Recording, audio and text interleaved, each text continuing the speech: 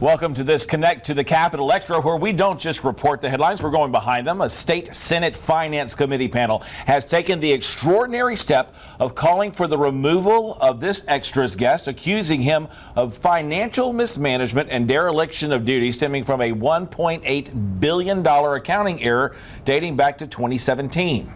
South Carolina State Treasurer Curtis Loftis has served the people of his state since 2011, managing billions in public funds, safeguarding retirement systems, and ensuring the state's investments are yielding a great return for the people of South Carolina. But now Treasurer Loftis finds himself in the middle of a spotlight for a different reason. Is this political punishment, retaliation for asking some tough questions and refusing to rubber stamp deals that he believes aren't in the public's best interest? And why is this happening now? What does it reveal about how power works in state government? And what's really at stake for taxpayers, retirees, and everyday citizens? He's been called courageous, combative, and controversial, but love him or loathe him, you can't ignore him. Today, we're hearing directly from him, South Carolina Treasurer Curtis Loftis.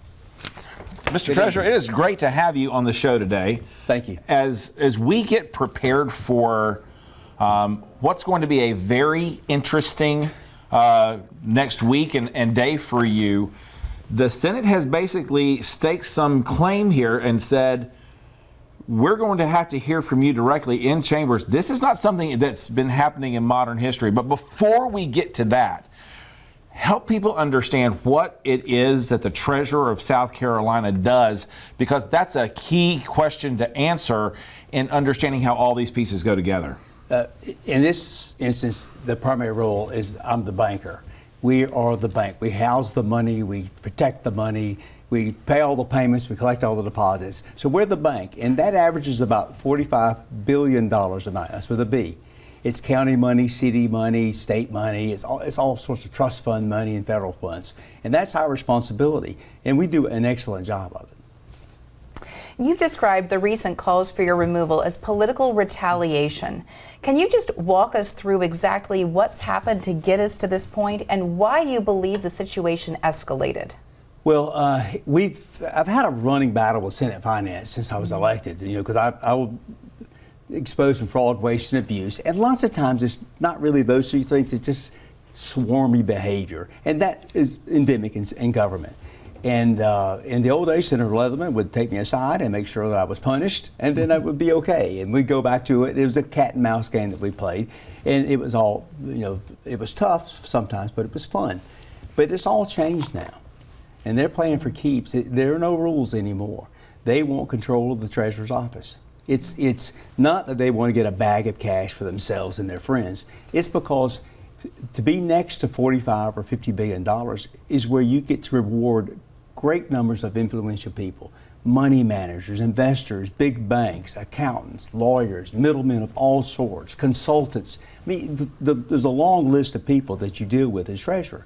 When I came in, I started cutting fees. We were just paying too much for everything.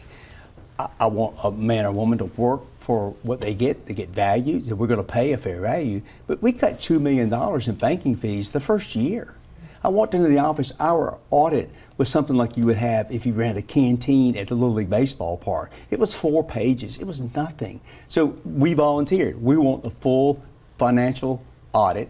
So now we have a firm comes in, it's 90 pages or something like that. They give us opinions on what we do. It's important. We have out-of-state internal auditors. I wanted somebody disconnected, so they're bought for an international firm. They can walk in and see anything we do. So we're very careful about this. Where I'm not so careful is when I'm talking in public and say we've got to have better money management in the state, and a long list of other things. And that gets me in trouble. And the Senate has finally said, we just assume you be gone. And they'd like to have the appointment now, and then change the office so it's appointed as well. So when let's get down to what really has been what's led to this point. Yes. There was what they want to call a $1.8 billion accounting discrepancy. Mm-hmm. There were monies in there's accounts and there's funds, and if you can't remember the difference between an account and fund, watch a previous episode of Connect to the Capitol. We talk about that. But you have accounts that are basically, hey, listen, this is a place where money's held in and to be able to be spent from. That's right. And then you have basically money, cash, the funds themselves that go into those accounts. But there was $1.8 billion, and explain what happened with the system, the switchover, and what actually kind of took place, because there's a paper trail somewhere. It's actually, the cash is in the accounts, not the funds. The funds are electronic representations or accounting representations of cash. So it's like an agency will have a score of funds, money in, money out, all day long, every day. But the bank keeps the cash down here, and the rest of it's just electronics. So what happened was, when we were bringing the big system, the banking system, into the larger state system, it was a tremendous job. It went on for a couple of years, several years, lots of 3 agencies, independent contractors, you name it. It was a big job. But at the end, all the money evidently didn't fit just right. Now, we have the money. We know where it is. It's like your bank account. You know where it is. The problem is the comptroller's books, because it doesn't just take care of our money. It takes care of other people's money as well. And it also, such as the Ports Authority and the universities. But it also takes care of places like, of other things such as budgetary money, which is not real dollars. It's the budget that's passed, and it tells every agency how much you have to spend, but you can't spend it until you get the cash. And we have the cash. It gets a little confusing. The 1.8 was budgetary, 1.6 was budgetary cash. You could not spend that money. And we did the keying, but the Comptroller General sent us a directive. It says, enter these funds, there is cash only. And so we did that, and then we put it aside. 8 years later, it comes back, and they say, well, this doesn't add up. We didn't know what it was. So it took us a long time to find out, and what we found out after all of this time was it was benign. It didn't affect the cash balances because it was entries that shouldn't have been made. And the fix is for the Comptroller General just to reverse it.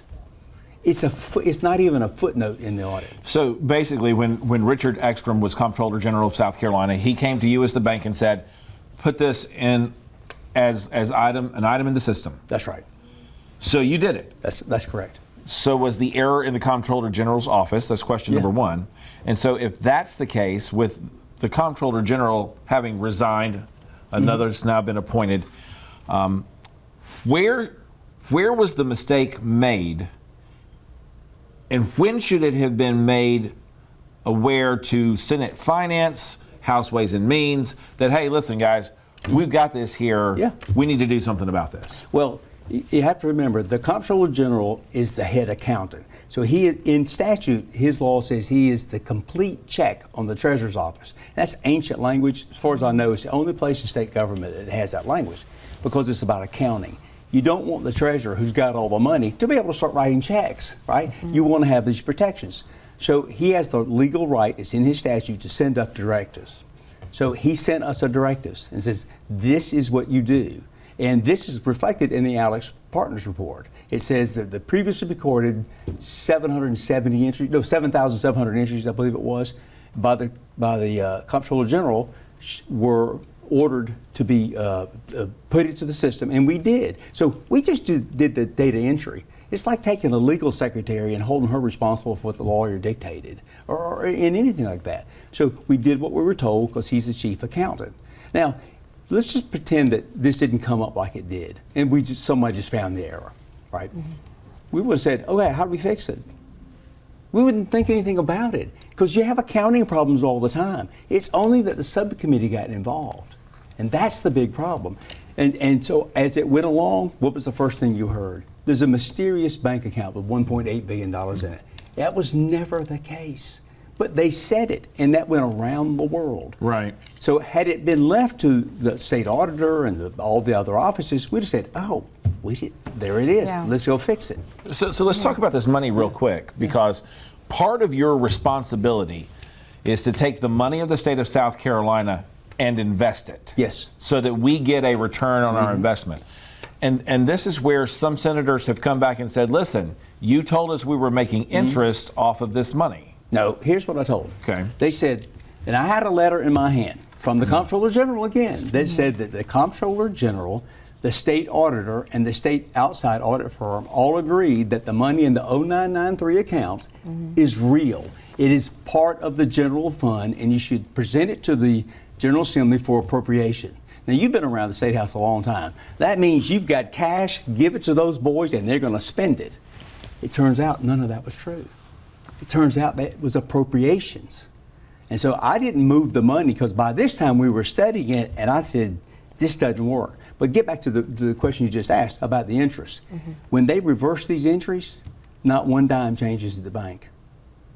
Right. So we take the question. The question became one, though, Mr. Treasurer, is if we've got this money, and the thing that's being said is that we made interest off of this money. And we did make interest because the total sum of money is the same. You reverse this 1.8, and I know this doesn't make sense, but this is the error. You reverse this 1.8, the same money is there. The balance doesn't change. Okay. So when they ask us, I didn't know where the money was because that's his accounting, but he had said, the Comptroller General, I have it in the letter, and we give it to them and they don't choose to use it, says that money is in 0993. Now, from my perspective, I don't care if it's 0993 or 0995 or any of the thousands of accounts we have, because that's not important to me. Thousands of funds. The accounts are important. So I don't know what he does in his accounting up here, but the total balance is the same. Say you've got $100 in your checkbook. You don't know if it's in quarters, nickels, and dimes. You don't know where it is, but you know it's $100. It's always going to be that $100, no matter what the combination is. In the bank, on the day they asked me that, the money is exactly the same. When they back that money out, it doesn't matter. These are self-balancing accounts that have thousands of entries, positives and negatives. So essentially, the interest was made. Yes. It was just made on other funds, Yes, based on other concrete money. Yeah, because this actually didn't exist. So that was the whole thing. It didn't go into the bank balances. This was appropriated dollars, not real money. So the bank balance doesn't change. Everything I said was true, with the exception of the money was in the 0993 account. And I only said that because the Comptroller General has sent me an official letter, and he is the state's accountant. Okay. Now, backing up a little bit, you have described these calls for your removal as political retaliation. Do you think that that's becoming more common in state government? And if so, what would the broader cost be to democracy and truth? Yeah, I think and it's easy for me to say this, and it's very easy for people to say, well, it's because he's talking about himself. This is appalling. It's appalling. Please remember, nobody has ever been, this law has never been used on any elected official since 1895. Think of all the bad things South Carolina's been through. So what they've done is they've decided to use this to get rid of me. Because when they get rid of me, they get an appointed person in, and then they control the money. And this is a terrible thing. And as I mentioned, they can do this to a Supreme Court justice. Think about that. Or a circuit court judge, or a solicitor. Solicitor's messing around with some senator's cousin's business. He can call him in on some pretense and just keep him busy, ruin his life. They talk about me like you wouldn't believe. So let's talk about then that for just a moment then, because you had an editorial in the Post and Courier where you basically said you're being punished for asking questions. In part, yeah. In part, yeah. So how are you going to navigate this tension? Because you're getting ready on Monday the 21st to walk into a barrage of questions and places where the answers aren't in full yet. That's right. You plan on presenting them. How are you managing that? Well, it's going to be awful. I know that. Every time I go, it's going to be awful. I just know that. You have to remember, and again, it's hard for people to think about this, but when you go to court, or we see TV, we see people in court, and this is not strictly speaking a court, but it's close. And this is the Senate who makes our rules and appoints the judges and all that. So when you go in there, and I'm under oath, and they're not, you would never do that. You would never go before a judge who hadn't sworn into the judicial canons and all that. You wouldn't have lawyers who hadn't sworn to the bar. You just wouldn't do it. And so, but this is what situation I'm in. We give them evidence that shows we didn't do something, and they don't have to use it, and they don't use it. So it's going to be a terrible day. We know that. They refuse to swear anybody in. They refuse to give us basic information about how this will even play itself out. So I wouldn't want the lowliest criminal in South Carolina to have as few protections as I have. Looking back over this conflict or your whole tenure, is there anything that you regret or would do differently? Well, you get in these battles and it's tough. I don't live for this job. I have a life other than this, and I don't live for the paycheck I get. We just got raises, but for a long time we didn't make any money. And I'm glad we got raises because that was why I was retiring. We could now get really high quality people to do it, because otherwise you had to either have money or you had to skimp, or maybe you want to trade on your office. But now the General Assembly gave us raises, so that's great. Had they given us the raises before filing date last time, I wouldn't have run last time. I mean, I love my job, don't get me wrong, but I have other things I can do. And but this changes the landscape. I try to look at all these things in the big picture. I'm not transactional like the General Assembly is oftentimes. You hear how they'll trade one issue, one issue, one issue. I look at this big picture. If they get away with what they're doing to me, they'll do it over and over and over. And in some ways, they don't even have to get away with it. All people have to see is, look how they treated me. Because it is off the charts. They edit the videos as like MTV so that I look poorly and they look good. They don't present all the evidence that they should. They get evidence from other experts and don't give it to us. These people will be saying, and in fact, I know some of them had said, we know for a fact Curtis didn't know. But they won't give that evidence to us. So you had planned on retiring. Yes. But now you've got a change of plan and a change of heart. Right. Let's talk about that real quick. I'm going to run a campaign like you've never seen before. I've got a story to tell. This is not going to be a vengeful campaign. I'm not going to pick on anybody, but I'm going to tell the truth of what's happened. The people of South Carolina need to hear it, and I don't care what it costs me, I'm going to pay. I've set aside an unseemly sum of money to do it because I'm going to tell this story, and I'm going to have to buy the time to do it. And I think when I'm through with it, the people will have a much better understanding of what it's like in Columbia. Mr. Treasurer, thank you for joining us today. Thank you very much for an appear. This is a clash over control, over transparency, and ultimately over who gets to speak up and who gets shut down in government decision making. We'll have more on Monday the 21st as the Senate and the Treasurer meet face to face as we keep you connected to the Capitol. Thanks for watching.